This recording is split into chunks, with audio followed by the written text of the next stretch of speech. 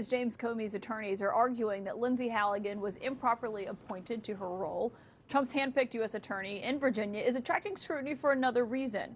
Lindsay Halligan reportedly spent some 33 hours on and off during a recent weekend texting with a reporter.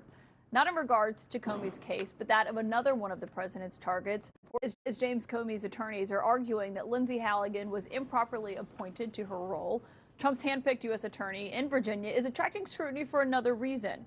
Lindsay Halligan reportedly spent some 33 hours on and off during a recent weekend texting with a reporter. Not in regards to Comey's case, but that of another one of the president's targets, New York Attorney General Letitia James.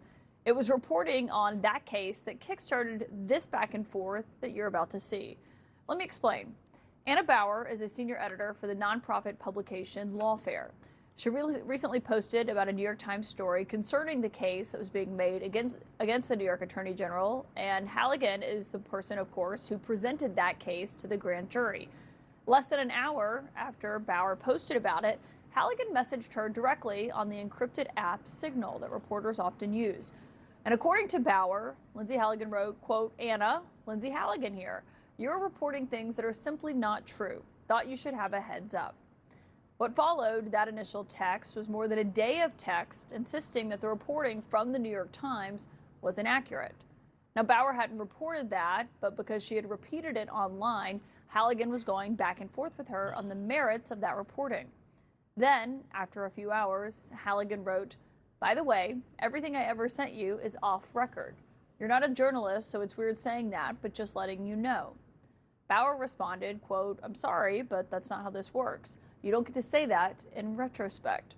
She then tonight posted the entire text chain to Lawfare. And Anna Bower is my source here tonight. And thank you so much, Anna, for being here, because I'll tell you, I know a lot of Trump people who are sending this story around when they first saw it. I just wonder, what was your reaction when Lindsay Halligan first reached out to you?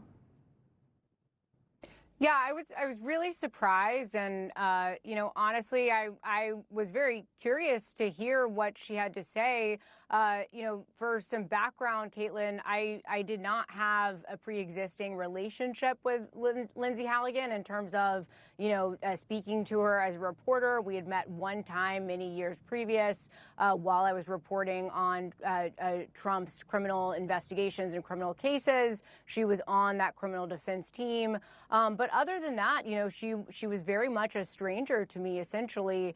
So when I learned that she actually was texting me, or I suspected that it really was Lindsay Halligan, I was interested to hear what she had to say. I report on the cases that she is prosecuting.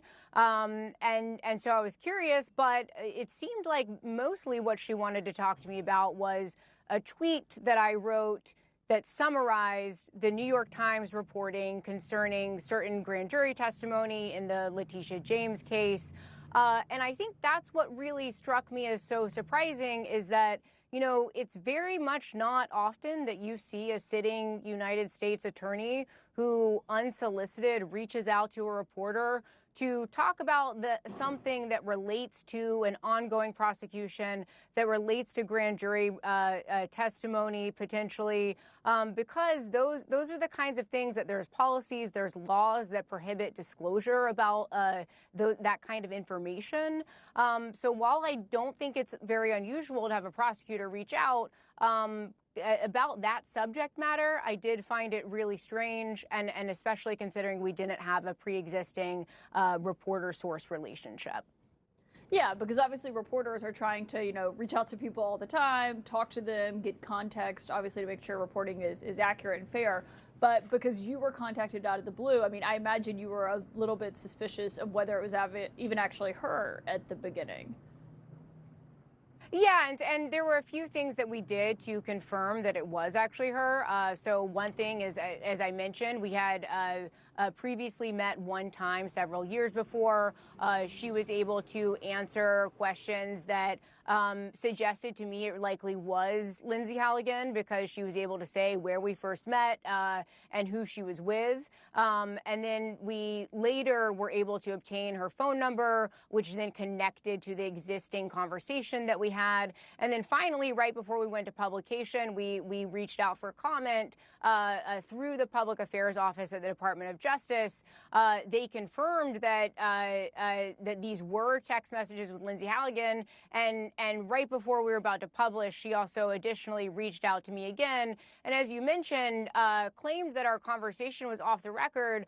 Caitlin, I would encourage people to read the text messages that we published, and they can decide for themselves. But Lindsay Halligan never once suggested that we were off the record. She had reached out to me. You know as well as I do, Caitlin, in dealing with speaking to sources, that the way that it works is there's an agreement, there's a conversation that is had about it.